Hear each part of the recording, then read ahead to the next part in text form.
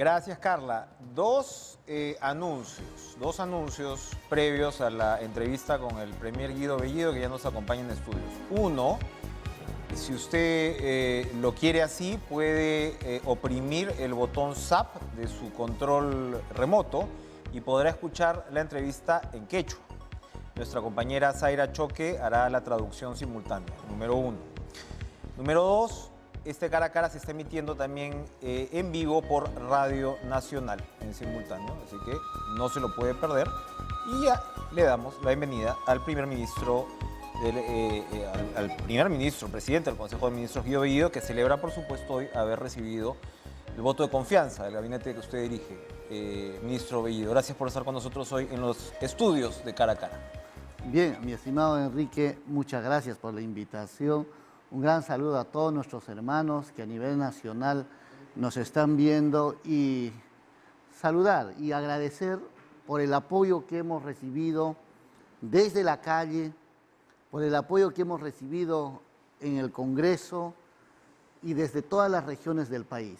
Para todos nuestros hermanos, el agradecimiento profundo a las bancadas que han apoyado, a Somos Perú, a la bancada de Podemos, a la bancada de Acción Popular, a la bancada de Alianza para el Progreso, a la bancada de Juntos por el Perú y a la bancada Perú Libre, que han estado a la altura de las circunstancias y buscando la gobernabilidad, buscando que el país pueda salir adelante. Realmente para nosotros ha sido una experiencia muy interesante, pero al mismo tiempo nos ha permitido poder entender las diferencias, recibir las diferentes observaciones y alcances y demás desde todos los sectores. Y eso es muy bueno porque en función a ello también vamos a trabajar con mayor ahínco, con mayor fuerza, mi estimado Enrique.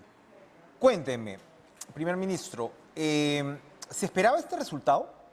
Porque ayer revisábamos en la noche otros resultados de gabinetes controversiales y, por ejemplo, hace ya varios años el señor Cornejo tuvo que pasar por 3 votaciones, me parece que la señora Jara también. Había toda una incertidumbre, como usted lo recuerda, sobre el voto ámbar o el voto en abstención, y aquí no se llegó a eso. Fue una primera votación con una mayoría, una minoría, digamos, significativa, pero minoría al fin y al cabo, y no se dio este impasse. ¿Se esperaba usted este resultado así rapidito? Bueno, en la política, mi estimado Enrique, no se juega a lo que sale, sino se participa en un escenario que los resultados sean favorables. Y en ese proceso nosotros hemos ido con la firme decisión y la convicción de tener el respaldo que hemos tenido, ¿no? ¿Cómo interpreta la votación de APP y Acción Popular? Que, bueno, APP hubo los 2 limeños que votaron en contra, pero los 13 provincianos a favor, y Acción Popular sí en bloque por el voto de confianza. ¿Cómo interpreta estas 2 votaciones que han sido, pues, definitivas, no? No, definitivamente es una apuesta por la gobernabilidad, por la democracia, y es construir ciudadanía. Y nosotros saludamos y reconocemos este gesto que ha permitido de respetar las reglas de la democracia en el país. Después de haber ganado un proceso electoral, estamos iniciando un trabajo.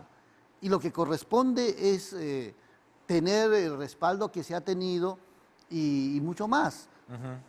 A ver, no quiero quedarme en el tema del quechua, pero tengo que tocarlo, lo quiero tocar. Y digo que no quiero quedarme además porque acá en TV Perú tenemos los espacios en lenguas originarias desde hace muy buen tiempo y lo promovemos y lo impulsamos. ¿Qué pasó ahí? ¿Cómo interpreta ese momento? ¿En qué había quedado usted con la mesa directiva? Usted inicia su mensaje en quechua y hubo una incomodidad y bueno, ya sabemos lo que pasó después. Pero ¿cómo interpreta ahora ese momento? ¿Fue una provocación de su parte? No, no hay ninguna provocación. Lo que ha existido es que nosotros hemos planteado o teníamos la idea de desarrollar toda nuestra intervención, mínimo en estos 200 años, en el idioma que es nuestro quechua, nuestra lengua mater, y eso era el criterio inicial. Pero entendiendo también el escenario, habíamos previsto iniciar una entrada con quechua, desarrollar los diferentes puntos en castellano y finalizar con quechua. Entonces, es parte porque... Discúlpeme, ¿ahí eso se comunicó? ¿Hubo algún tipo de intercambio con respecto o ya usted consideró que era potestad suya poder desarrollar la intervención como lo había planteado? Yo entiendo que algunas coordinaciones, Hubo algunas coordinaciones, no se han dado como se preveía y probablemente eso ha escapado, pero ya en el nivel de coordinación. Nosotros hemos tenido claro los criterios bajo el cual teníamos que participar. Pero sin embargo, en el plano de las coordinaciones no se han dado, pues, no como uno prevé. Suele pasar estas cosas. Hubo una... claro, son literalmente malentendidos, digamos, problemas, ¿no? Más que malentendidos. Descoordinaciones de repente. Claro. Ahora, yo escuché a una congresista fujimorista, la señora Moyano, decir, en quechua o en cualquier idioma originario, el tema debe ser donde este prevalece. Usted hizo una defensa, se refirió incluso a su señora madre, a sus orígenes al final y demás, del por qué. Hay este otro sector que dice, no, si vas a hablar en quechua es donde el quechua prevalece. No tienes por qué hablar en quechua si la mayoría no lo habla. ¿Cuál es el argumento ahí, por favor? No, la congresista creo que olvida, ¿no?, que el país en su integridad y cuando uno es congresista representa a los más de 33 millones de peruanos. Las decisiones que se toman en el Congreso también están orientadas a ellos y ahí hay que tener un poquito de tino, de comprensión. O sea, no se trata de que uno puede decir, ¿no?, como no son la mayoría, simplemente nos olvidamos. Es más, hace más de 500 años nosotros éramos mayoría. Y hoy seguimos siendo mayoría. Pero lo que pasa es que aún todavía no entienden que cada uno de nuestros hermanos tenemos nuestras raíces, provenimos de las comunidades campesinas, nuestros padres provienen de ahí, por más que uno haya nacido en el radio urbano de las grandes urbes como Lima. Pero son criterios culturales que aún todavía recién se está develando, porque hace 10 años ver algunos programas con incidencia en quechua era un poco difícil. Aún todavía, hace 10, 20 años, los padres pensaban que era un castigo el hablar el quechua. Y por eso... inhibían a los hijos de hablar en quechua. Y por eso decían, ¿no? O sea, que nosotros, vuestros padres, no sepamos castellano, no significa que ustedes se van a quedar ciegos, tienen que hablar el castellano. Entonces, en realidad, es un problema cultural que tras de ello está la dominación que ha existido en este país, y eso tiene sus raíces profundas. No termina todo en hablar el quechua. Pasa por un proceso cultural que el país tiene que entrar. Y obviamente nosotros vamos a incidir bastante en ello. Vamos a entrar bastante porque para eso estamos planteando una nueva currícula nacional, una nueva currícula regional, una nueva currícula local contextualizado para que la educación tenga una mirada diferente. Por eso nuestro presidente de la República, el profesor Pedro Castillo Terrones, plantea que nuestros niños deben acceder en materias, por ejemplo, como filosofía, en materias como economía, materias de historia, educación cívica, educación tributaria, educación, incluso educación física que no está tomado en mayor preponderancia, deben ser tomadas con mucha seriedad. Entonces, todo este trabajo es todo un proceso. y que nuestros hermanos deben entender que las cosas que no se han hecho en muchos años no se van a hacer de la noche a la mañana, pero nosotros estamos decididos a caminar en ese proceso. ¿Quién puede, primer ministro, estar en desacuerdo con políticas inclusivas, con reivindicaciones culturales, con reconocer, ¿no?, la postergación de pueblos originarios? Pero cuando usted me dice, somos mayoría, fuimos mayoría y somos mayoría, ¿no se está negando también la condición de un país que tiene mucho de mestizo? El último censo del INEI, en autodeterminación, más del 60% son mestizos, son aproximadamente 4 millones de quechohablantes, que es un poco más, además incluso que el censo anterior, lo cual es una buena noticia.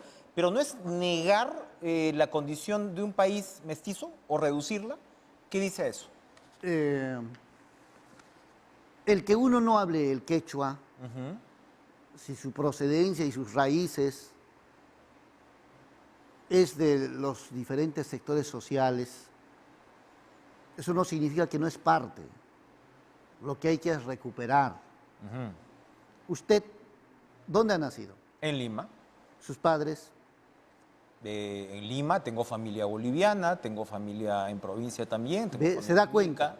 Por ejemplo, usted viene de raíces andinas, de raíces quechuas, probablemente aymaras, y ahí está su identidad. Es que muchas veces nosotros, al estar en un sector urbano, olvidamos nuestras raíces, de dónde venimos. Porque recuperar uno su identidad es también entender su entorno y entender que nuestros hermanos a cada paso son parte de nosotros.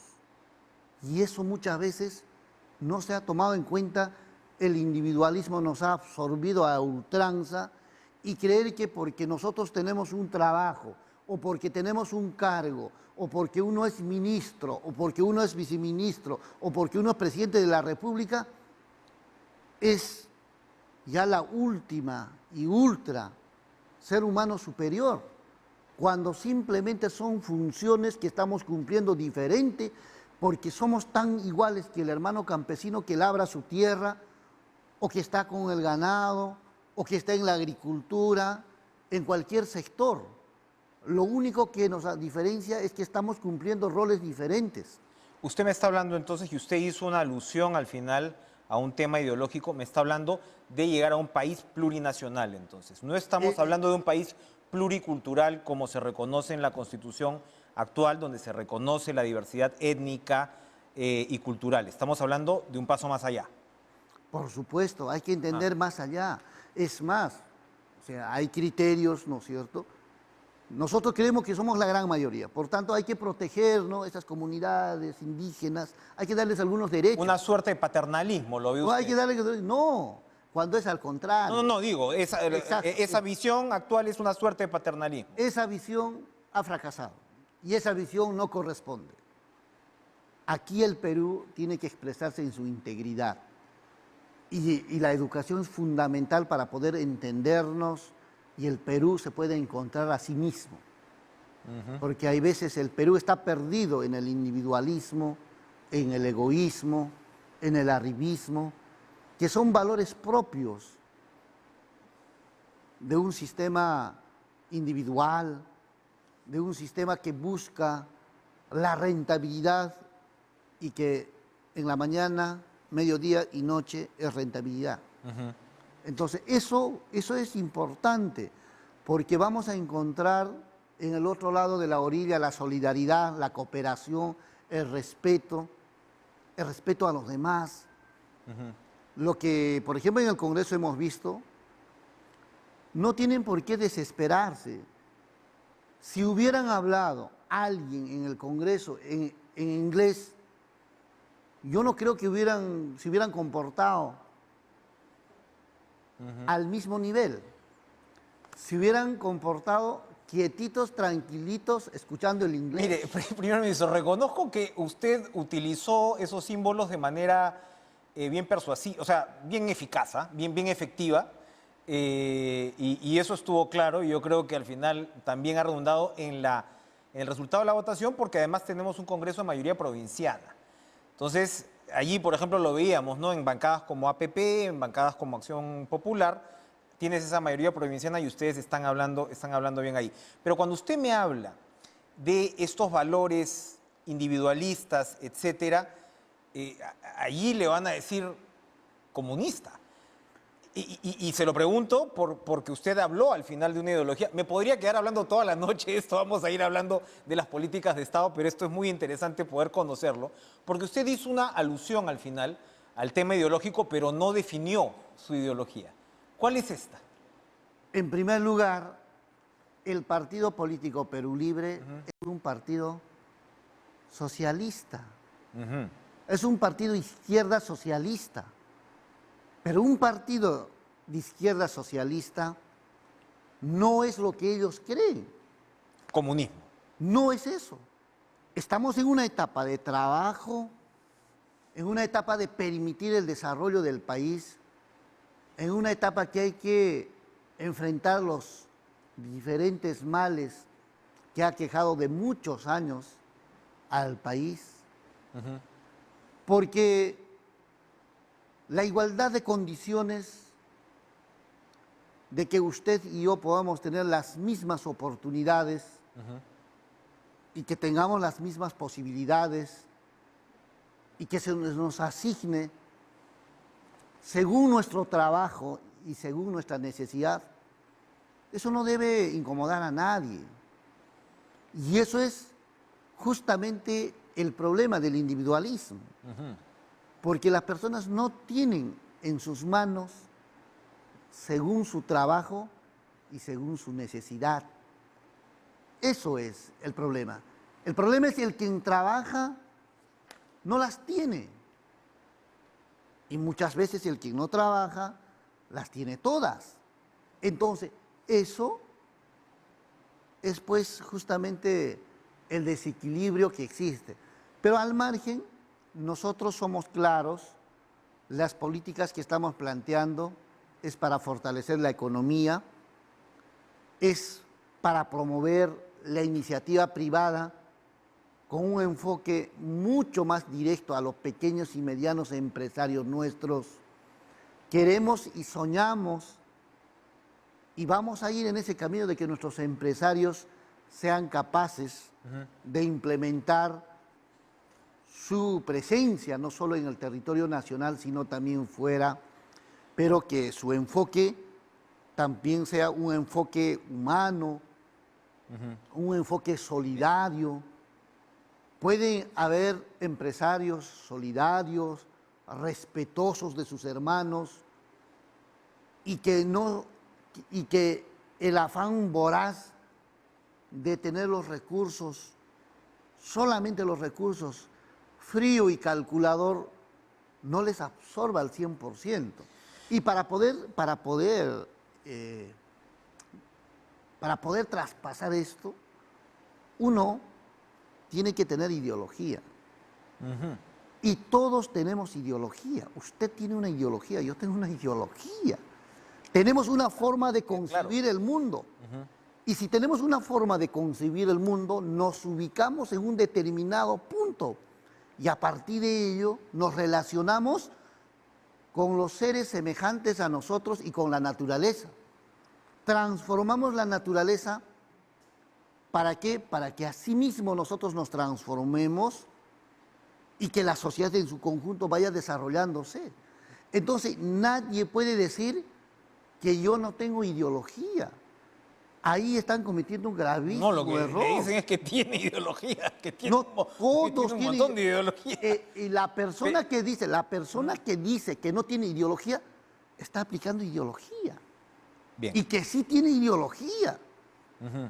Por supuesto. Entonces, ese negacionismo o ese autonegacionismo de sus capacidades de poder ubicarse en un determinado punto de la existencia de la sociedad, de su forma de concebir el mundo,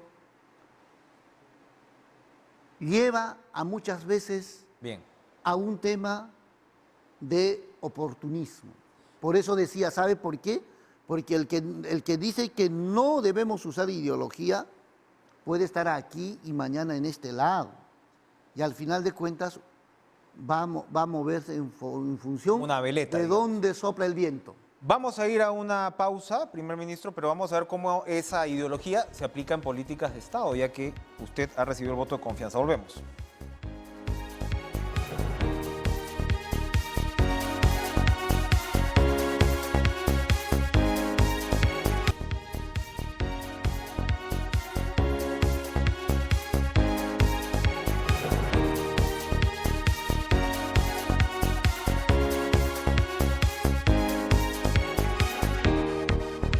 Primer ministro, obtenido el voto de confianza, escuchamos ahora a varios de los ministros que no han estado en controversias, por decirlo así, luego de su última intervención. Luego se ha señalado que podrían haber ajustes. RPP lo cita usted, corríjame si no es así, que si no los dejan trabajar juntos serán cuestión de confianza. Eso lo interpreto como que usted apunta a que va a seguir con este gabinete sin ajustes. Cuéntenos, por favor, aclárenos la situación. Bueno, en primer lugar, una gran mayoría ha dado confianza a este gabinete. Y si la mayoría ha dado confianza a este gabinete, hay que entender en todo caso que las minorías tienen que respetar eso.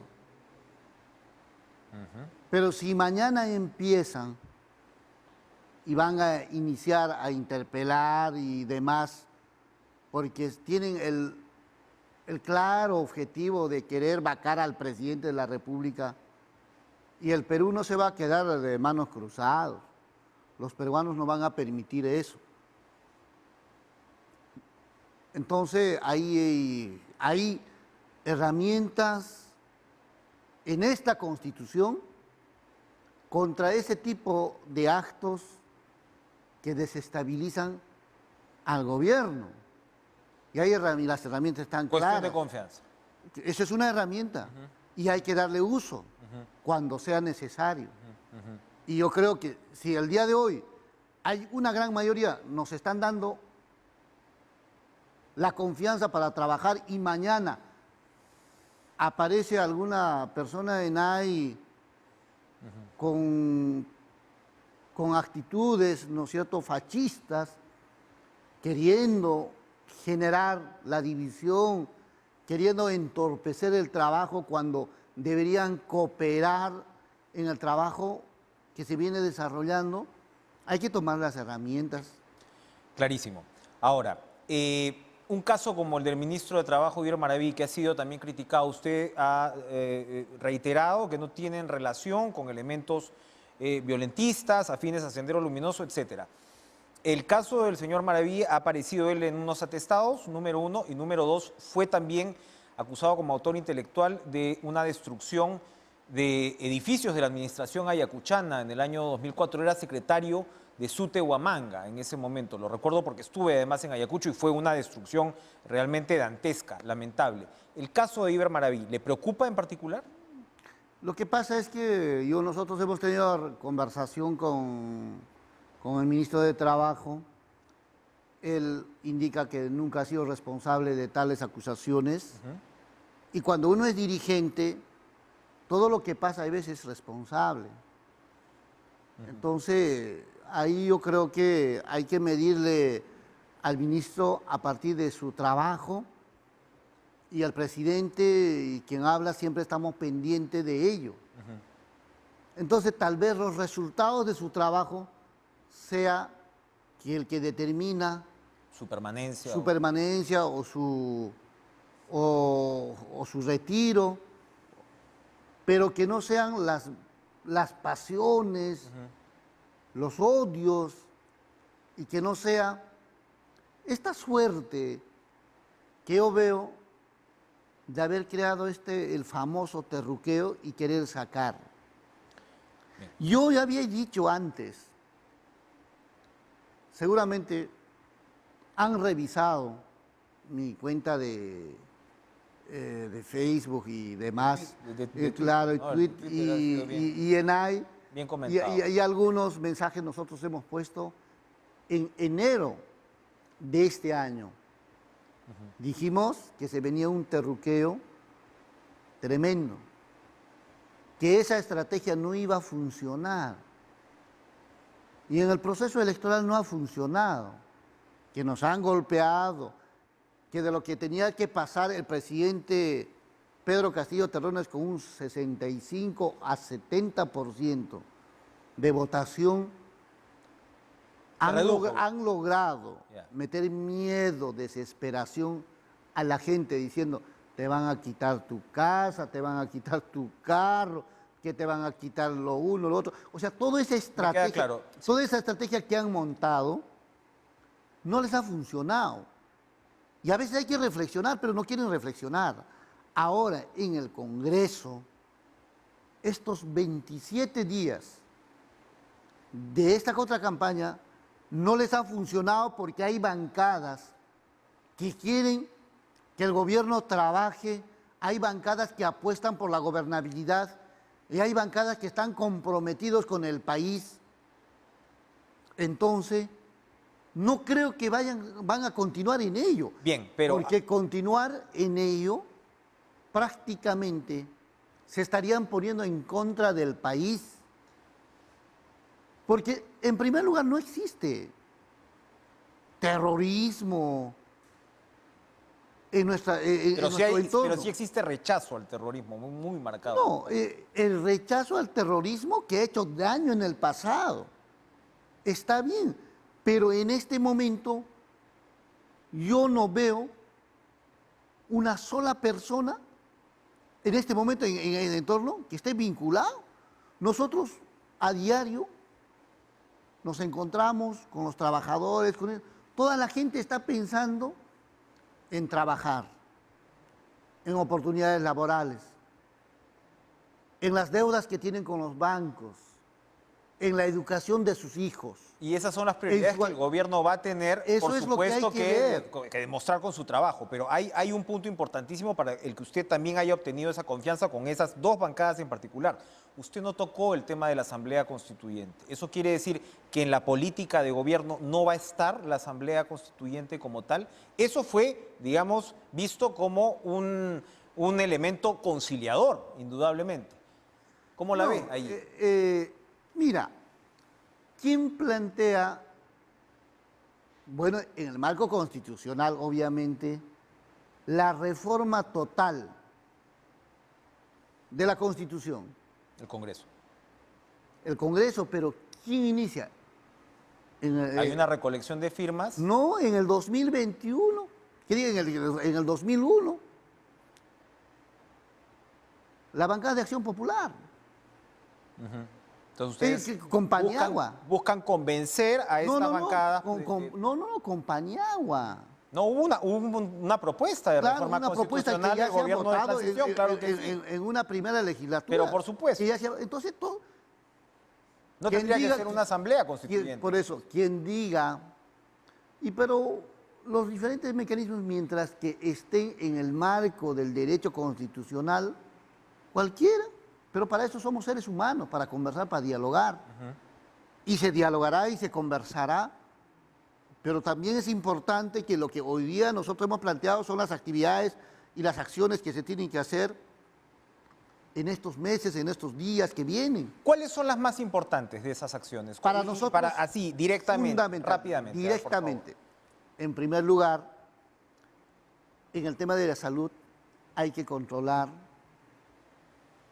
el tema de los contagios y hay que prepararnos con todas las herramientas que tengamos para una tercera ola, y esa tercera ola no pueda encontrar por irresponsabilidades espacios para quitarnos algunos seres queridos. En parte los que no se quieren vacunar, ¿verdad? Por eso estamos trabajando en ello.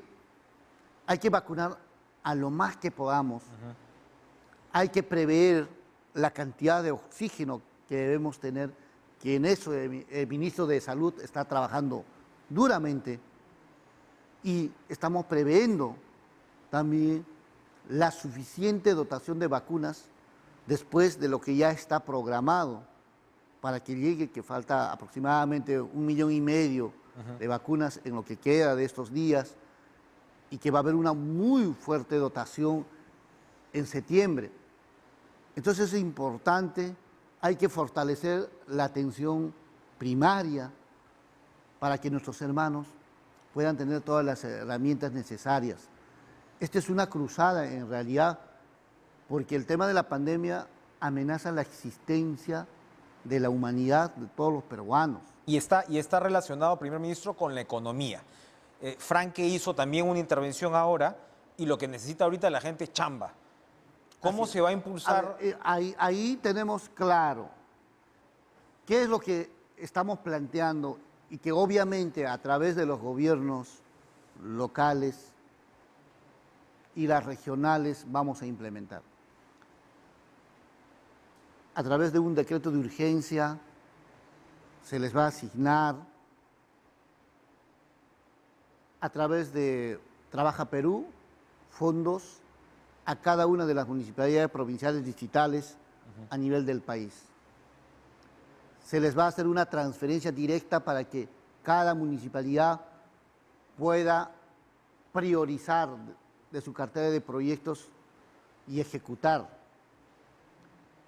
Vamos a darles el financiamiento para sus proyectos que ya están viables en las diferentes carteras. Se les va a asignar fondos para los proyectos de preinversión, para los estudios de preinversión. Y eso que no se tenía antes. Y como parte también de lucha contra la corrupción. Ahora, pero hay algo importantísimo. La ejecución de sus presupuestos y van a estar habilitados desde la primera semana de enero. Los alcaldes trabajaban solo 3 años de los 4 años que han sido elegidos. ¿Por qué? Porque enero, febrero, marzo estaban en la inactividad. no llegaba el presupuesto. Se No está podían adelantando, ejecutar. entonces, se está adelantando la Entonces, entrega del presupuesto. ahora nosotros ya, nuestro ministro de Economía y Finanzas está viendo todas las posibilidades con anterioridad para poder implementar y para que nuestros alcaldes no estén paralizados los municipios y se inicie a trabajar. Estamos 27, el 30 ustedes tienen ya que presentar el presupuesto, el proyecto de presupuesto. Si nos puede resumir, ¿cuáles van a ser los cambios principales en ese proyecto de presupuesto? Ustedes han encarnado pues, un de cambio grande. Vamos a tener, ¿Va a haber cambios importantes en la repartición de la plata?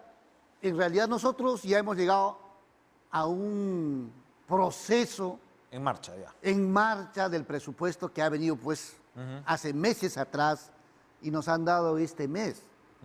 Un mes duro donde no solo teníamos que ver el tema del presupuesto, atender los problemas que se tienen y también las diferentes situaciones sociales, políticos, pero sin embargo los lineamientos están clarísimos. Estamos priorizando educación, salud, educación, estamos priorizando la agricultura. Son ejes principales. Va a haber más presupuestos a esos sectores. Agricultura particularmente tiene un presupuesto bastante bajo, de un poquito más del 1%. Ahora de se les PIB. va a dar mayor presupuesto, se le está dando mayor presupuesto y eso obviamente pasa todavía por debatir y discutir en el Congreso y eso se va a estar ajustando. Esas son las manijas, primer ministro, que tiene la política pública efectivamente para impulsar la inversión pública, valga la redundancia. ¿Cuál es el mensaje que le van a dar a la inversión privada para que no se chupe? No, la inversión privada, en primer lugar... Es fundamental, Por supuesto, vamos a garantizar nosotros que los acuerdos comerciales que existen, que continúen y estos sean más fortalecidas. Hacer mayores acuerdos donde el Perú tenga en las mismas posibilidades también de ofrecer los recursos que tenemos. Hay muchas cosas por trabajar. Fíjese nomás que tenemos una empresa como Enaco de la hoja de coca y Enaco está desaparecido. Bueno, antes se ha visto que el potencial comercial de la hoja de coca no es tan grande como se quiere ver, ¿no? Pero, hemos visto chachando hoja de coca, evidentemente usted es defensor si se puede, del tema. si se tiene la política de vida de industrializar realmente y darle los diferentes usos, va abriendo mercado. Va abriendo mercado. Entonces, aquí lo más Pero importante... ¿qué le dice al inversionista privado que está diciendo el gobierno de Castillo todavía va a tener un sesgo estatista, nos va a bloquear las inversiones, nos va a poner trabas? Se esperaba una inversión de 15% y ahora es mucho menos. Eso les tiene que preocupar a ustedes. No. Eso ha sido simplemente una contracampaña. ¿Ya? Nosotros en ninguna parte hemos dicho que vamos a ir en contra de la inversión privada. La inversión privada que no esté involucrada con hechos de corrupción, la inversión privada que no se convierte en monopolio y oligopolio y hace lo que quiere. O sea, al margen de ello, la inversión privada honesta, transparente, que trabaja y gana el mercado, va a tener todas garantizadas. Nosotros no vamos a entrar ahí. Lo único que nosotros vamos a hacer es que vamos a fortalecer que nuestra educación esté pertinente con el presupuesto que requiere y cada vez más en franco ascendencia. La salud, que a través de la inversión pública se puede generar trabajo, se pueda atender a los más vulnerables, que los niños huérfanos que tenemos, que han fallecido su padre, su madre, por la pandemia, sí, y que están abandonados, tengan la atención debida, que el Estado les dé la posibilidad al menos de darles lo que necesitan. Sé que nosotros no podremos garantizar a sus familiares perdidos, pero sí podemos garantizar un Perú donde puedan tener una educación al igual que todos, bien, donde puedan tener salud, donde puedan tener vivienda. Esos temas es importante. Son los objetivos que hay que compartir sin duda alguna y que deberíamos estar todos de acuerdo. Donde hay muchos que no están de acuerdo es con el posible traslado de líderes terroristas a penales comunes o al penal de Ancón, y se ha hablado también del traslado de Alberto Fujimori. Estos temas van a seguir adelante. Lo primero ya está en un decreto supremo como posibilidad, y lo segundo, el propio ministro de Justicia ha señalado que se está considerando el traslado de Alberto Fujimori. Keiko Fujimori ha dicho que esto sería un homicidio. ¿Qué piensa al respecto? ¿Se van a realizar esos traslados? Lo primero, eso es, digamos, el ministro de Justicia y Derechos Humanos lo viene trabajando en la medida que sean necesarias en función a la seguridad nacional, en función a cumplir las normas que están establecidas, se darán. ¿Cómo entendemos que un reo como Montesinos tiene todas las comodidades? Creo que hemos gastado en el señor mucho más teniendo adentro que afuera. El caso de Montesinos es uno, pero el caso de Abimael Guzmán o los cabecillas terroristas es otro, ¿no? No, pero por eso le preguntaba. Aquí en ningún momento se ha planteado ninguna situación. Creo que aquí las cosas son de manera individualizadas. El ministro de Justicia ha tomado decisiones respecto a un recluido. Y es eso. Y si se toman decisiones sobre cualquier otro, en su momento sustentará. Incluido Alberto Fujimori. No, incluido en todos los que están. No se han tomado las recluidos. decisiones todavía, entonces. No, de ninguna manera. Lo que sí es que hay normas en el país, hay reglas establecidas y todos estamos obligados a cumplir ellas. Premier, le voy a hacer una pregunta. La vez pasada le hice una pregunta por Zoom y usted me decía que lo había hackeado. Pero le voy a hacer la pregunta porque yo creo que usted debería aprovechar la plataforma de TV Perú que llega a todo el país. Si usted le tiene que decir al país, a los ciudadanos del Perú, ¿qué lealtad le guarda al señor Vladimir Cerrón, que es el jefe de su partido, donde usted ha hecho su carrera política final y ahora ostenta una autoridad muy grande? ¿Y cuál es la lealtad que le guarda al presidente de la República, Pedro Castillo? ¿Qué respondería? A ver, Es importante entender qué es un partido. Un partido se concibe un conjunto de personas que tienen coincidencias ideológicas, políticas, que tienen un programa, que tienen un ideario, producto del consenso, y todos se sujetan a ese programa, a ese ideario. Y para sujetarse a ese programa, a ese ideario, uno es militante. Entonces no se trata de personas. Lamentablemente en el país se ha degenerado los partidos políticos y no se han tenido partidos políticos. Lo que se han tenido es empresas privadas que parecían partidos políticos. Ojo que hay investigaciones con Perú Libre, ¿no? Ojo, No, también hay techo de cristal. no, o sea... pero termino. Yo, Sí, yo claro. todavía no entraba. Estoy hablando de teoría de partido Sí. político. No he hablado todavía de Perú Libre. Entonces, ¿qué le debe un militante a un partido político? Cumplir con el ideario, con el programa, mantenerse en esa orientación, que está al margen de una persona u otro. ¿Qué le debe un militante que es o que pertenece a un comité ejecutivo distrital? Que debe ser militante y cumplir los acuerdos que se tienen en ese comité, y que tiene que ser orgánico. Sus derechos y sus deberes están en el estatuto. En la misma dimensión es a nivel nacional. Entonces, no hay que generar atribuciones, propiedades, al margen de lo que acabo de manifestar. Nosotros tenemos un partido político en lo que sus militantes nos preocupamos, buscamos que recuperen los partidos políticos el sitial que corresponde. Pero ahora usted es presidente del Consejo de Ministros de un gobierno. No, pero para no, todos los peruanos, eso lo tiene claro. no, le estoy explicando. Entonces, eso es de un militante. Pero en este momento, si usted me pregunta a mí, yo en este momento, ¿cuál es la tarea y el papel que yo cumplo y cuál es lo que me encomienda el partido? Primero, ser leal al Perú, trabajar por el Perú, buscar que el gobierno tenga resultados. Esas son las tareas que hoy llevo yo.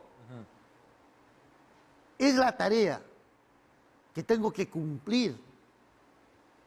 Y eso respetando y marcando distancia con las funciones eminentemente partidarias, con la responsabilidad nacional. Entonces aquí... En este momento no le tiene lealtad al señor Cerrón, para ser exactos. Mira, veamos de esta manera. Nuestro secretario general, su radio de acción está circunscrita a los militantes dentro del partido. Yo en este momento soy funcionario público. Sin duda. Como tal, me debo a todo el país y todos estamos obligados en esa línea. Y lo que sí debo rendir cuentas es en el momento que vean por conveniente al Congreso de la República, a la Contraloría General de la República, al CANSAR y a los diferentes entes, a los ciudadanos, al presidente de la República. Eso se tiene que empezar a fortalecer y trabajar. Perfecto. Presidente del Consejo de Ministros, muchas gracias por acompañarnos esta noche, particularmente en los estudios. Siempre es bienvenida una entrevista en estudios en esta pandemia tan difícil que estamos viviendo. Gracias por estar con nosotros. Mi estimado Enrique, muchas gracias por darme la oportunidad de llegar a nuestros hermanos. Muchas gracias, queridos hermanos, por haberme escuchado. Enrique, muchas gracias. Un gran abrazo. Puncha Camaña, Guayricuna, Paraicuna. Tu paroco Sánchez. Añay, Guayricuna. Gracias Guido Bellido por acompañarnos. Vamos a ir a una pausa y regresamos con el parlamentario andino Gustavo Pacheco.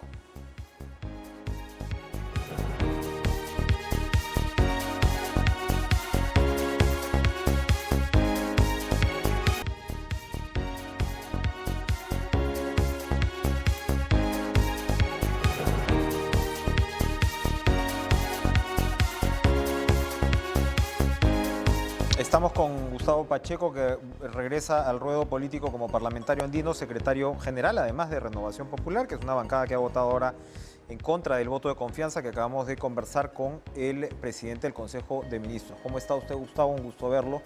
Es sabido además que ha pasado por un trance con el COVID-19, así que el gusto es doble. Gracias por estar con nosotros esta noche. Muchísimas gracias, Enrique. Un saludo a todas las familias, 200.000 familias que han perdido la vida, tienen un familiar en duelo, y todavía vienen 100.000 víctimas más. Con la venia del set, Enrique, me quito con respeto esta máscara porque hay que usar esta máscara. Por supuesto. Hay que mantener este distanciamiento y luego pedir que el gobierno tenga camas UCI, tenga plantas de oxígeno y vacune a todo el mundo, que es lo que no tuvimos cuando yo caí en desgracia. Rápidamente pasemos por un repaso del tema de Parlamento Andino antes de entrar al tema del voto de confianza y lo que sigue en el Congreso en su condición de secretario general de este partido. Parlamento Andino ha sido cuestionado en los últimos años, su utilidad, etcétera, y al mismo tiempo uno ve que ahora hay una situación geopolítica que de repente lo reposiciona, con un Ecuador que cambia de signo político, una relación bilateral importantísima con Ecuador mantenida a lo largo de los años, pero con Bolivia, ¿no? En una situación, y claro, Venezuela se supone alejada de la comunidad andina, etcétera, pero ¿dónde está? ¿Cuál es la labor que va a cumplir ahora el Parlamento andino? ¿Cuál es la agenda, si podemos rápidamente plantearla? Bueno, el Parlamento andino es el poder legislativo de este supraestado que es el Acuerdo de Cartagena. La comunidad andina en el Poder Ejecutivo está en Perú, se llama Secretaría General, y el Poder Judicial está en Ecuador, en Quito, se llama Tribunal de Justicia Andino. Es un sistema de integración desde el año 1969. En el 79 se implementó el Parlamento andino. Hoy somos 5 países en el Parlamento andino: Chile, Perú, Colombia, Ecuador y Bolivia. ¿Qué tenemos? Somos 25 parlamentarios andinos. Ahora estamos viajando este fin de semana para la juramentación, para la posesión del cargo. Y lo que tenemos es una agenda hoy de un estatuto migratorio aprobado ya por el Consejo de Cancilleres que permite la movilidad, el espacio libre a los 4 países integrantes de la CAN, sin Chile. Somos 111 millones de habitantes que podemos vivir ahora o en Bolivia o en Perú o en Colombia o en Ecuador, trabajar y poder tener acceso a un movimiento libre como se hace en Europa, que un español vive en Italia o un francés vive en Alemania. En este momento ya se puede hacer pasaporte común y ciudadanía común. Muy bien. Ahora, dicho esto, paso a preguntarle al secretario general de Renovación Popular, ¿qué le ha parecido lo que ha respondido el premier Bellido sobre las preguntas, digamos, cruciales en términos políticos, más allá, por supuesto, de la agenda de trabajo que tiene que tener el gobierno y las urgencias? Lo que ha dicho el señor Bellido es que, yo lo he entendido así, no piensan cambiar ministros, o al menos él como presidente del Consejo de Ministros no piensa cambiar ministros, y que reclama incluso para ministros controversiales como el señor Maraví la oportunidad de que los dejen trabajar. ¿Cuál es la respuesta? Bueno, nosotros desde el 3 de agosto hemos enviado una carta al premier, el vocero de nuestra bancada, el almirante Montoya, donde le pedimos claramente, primero, la condena a los movimientos de Sendero Luminoso, el MRTA, segundo, el cambio, el relevo de 6 hasta 6 ministros. Primero eran 5, luego hay uno que se cayó también, y luego está la Asamblea Constituyente, que ya no se ha tocado en esta Es verdad, lo hemos presentación, en esta investidura. Entonces nosotros lo que ha hecho el vocero de la bancada es que vamos a ir interpelando uno por uno. Entonces el primero que se cae de Maduro es el señor Maraví. Así que el Congreso en esta Constitución donde hay equilibrio de poderes tendrá que hacer su trabajo. No lo hará el Ejecutivo, lo tendrá que hacer el Legislativo. Que se cae de Maduro, por usar un apellido, digamos, de moda. Pero, a ver, lo otro que ha dicho el señor primer ministro es que ellos van a recurrir a la cuestión de confianza y van a recurrir a lo que consideran las herramientas de la Constitución para evitar esta bajada de ministros uno por uno. Bueno, ¿Cómo observan eso? Si quieren hacer una cuestión de confianza sobre ministros procesados, sobre ministros que no tienen autoridad moral ni predicamento, que lo hagan.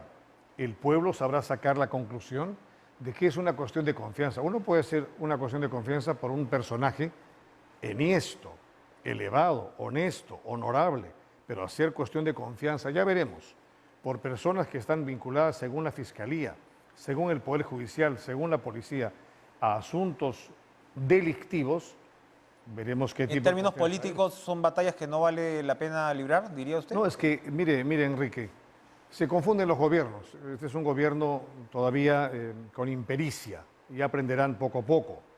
Los ministros son fusibles del presidente. El presidente no es fusible de los ministros. Los ministros están allí para ayudar al presidente, no para hacer una carga. Entonces, los fusibles son los ministros. Tienen que cambiar ministros.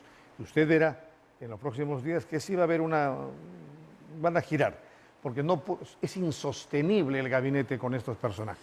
3 bancadas, son 3 creo, ¿no?, que han votado contra el voto de confianza. Renovación Popular, Fuerza Popular y Avanza País, prácticamente en pleno. Y 2 bancadas que parecen estar buscando cierta estabilidad. No sé si detrás del voto de APP y Acción Popular hay algo de lo que usted señala, o sea, una espera de ciertos relevos, por ejemplo. No lo sabemos. El primer ministro no da esa señal, al menos. ¿Cómo se va a ir construyendo la gobernabilidad desde el Congreso, desde su perspectiva? Mirando la calle. Porque ojo, a ver, usted está en una bancada que es considerada bien a la derecha. ¿Dicho por quién? ¿A la derecha de quién? No, ya sé que Rafael López Aliaga me va a decir que ni hablar. ¿A la Ya derecha sé, de quién? Pero a lo que voy es que lo que hay que buscar es una posición centrada, porque, Sí. a ver, Tenemos una ¿cómo posición funciona eso? social cristiana. Somos pro familia, somos pro vida, Conservadores en ese patriotas. Enrique, Bueno, claro. creemos en la familia, creemos en Dios, creemos en la patria y creemos en la No libertad. nos quedemos en las definiciones. No, pero Está no, bien. es que eso nos identifica. Por eso han votado por Renovación Popular. Entonces, cada uno tiene su ideología y habrá que respetarnos. Tendremos que respetarnos. Bajo esos pilares, Pero el hecho es que esas tres Sí, bancadas han quedado. bajo esos digamos, pilares tenemos que identificar hoy, qué ¿no? piensa la calle. Por ejemplo, ¿cuánto está el pollo? ¿A cuánto es el dólar? Este gabinete ha elevado el dólar y ha roto el 4.15. Ha llegado al 4.20. Este gabinete ha multiplicado el gas de 34 soles a 56.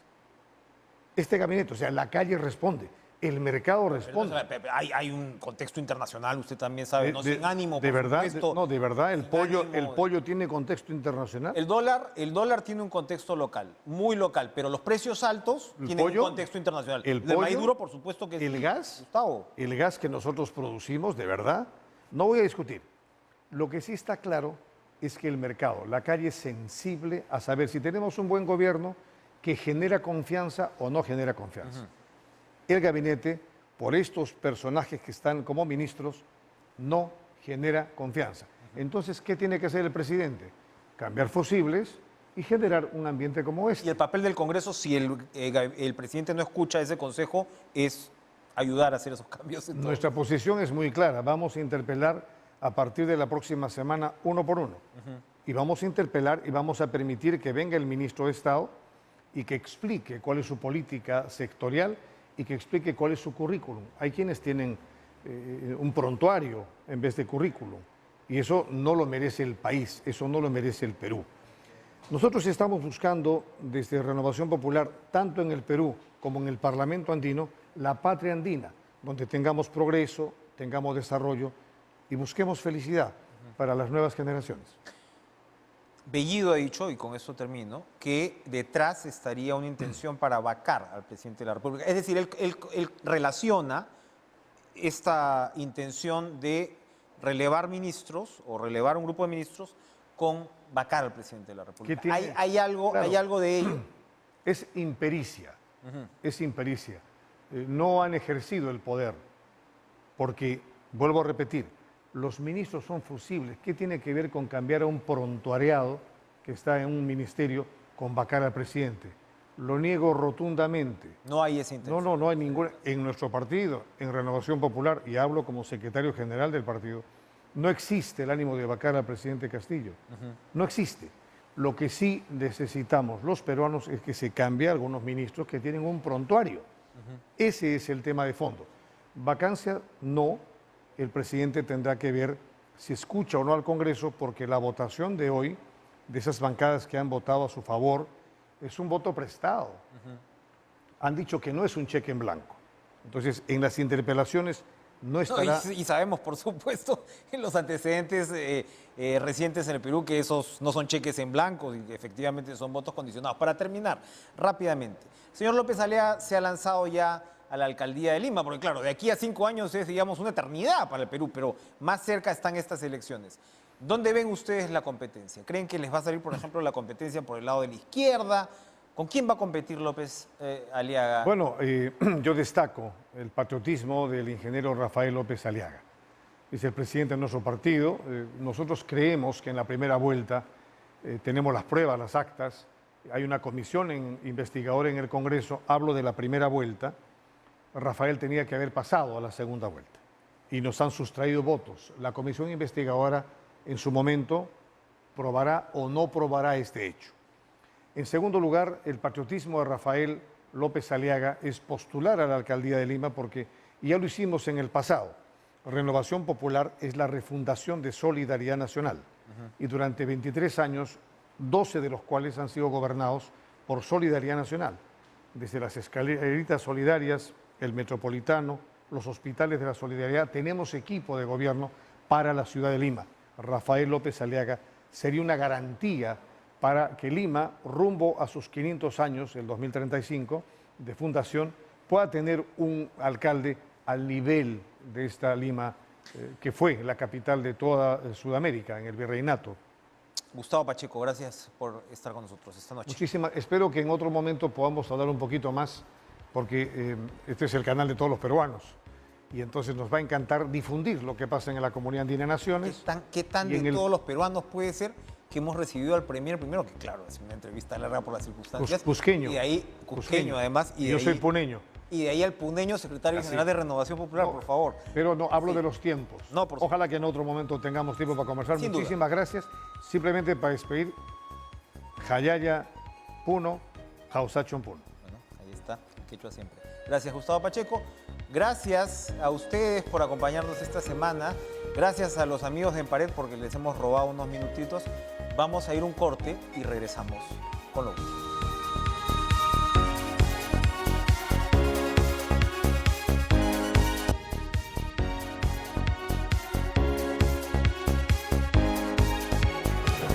Gracias ahora sí por acompañarnos esta semana. Como decía, nos hemos robado unos minutitos de nuestros colegas de Empared, pero sigan con toda la información deportiva.